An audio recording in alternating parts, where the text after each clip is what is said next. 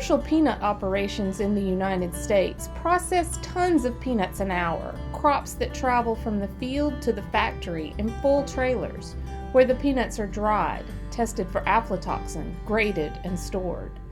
That system brings a healthy, safe crop to market, but also allows incentives to flow back to the farmer who grew those high-quality, low aflatoxin nuts. Replicating that successful system outside the U.S. meant creating an appropriately scaled solution. Working with the USAID-funded Malawi Agriculture Diversification activity, the Peanut Innovation Lab has created and deployed a portable buying point system in Malawi, where private sector partners are investing in the groundnut sector as a way to diversify away from tobacco.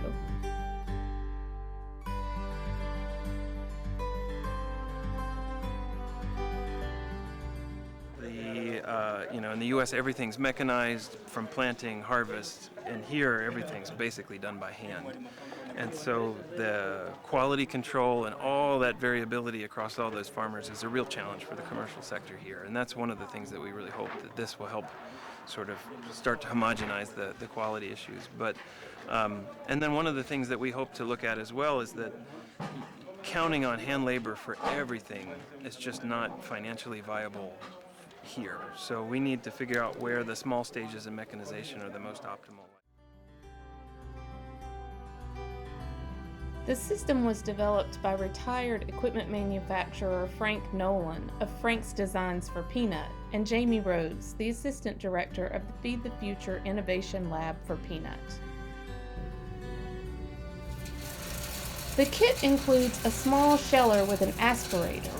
Early versions were powered by cranking, but later iterations include an electric motor, a shaker table with sizing screens, and a portable aflatoxin testing system allows the buyer to sort and test for quality.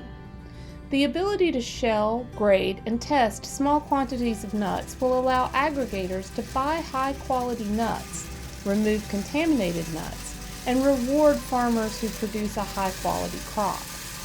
The lab designed these machines for Africa, but they serve needs in the U.S. as well, particularly among scientists who need to shell small quantities for research purposes. Researchers from the U.S. Department of Agriculture to land-grant universities have acquired the machines for their own work. Nolin continues to work with the Innovation Lab to tailor equipment to specific scale and needs.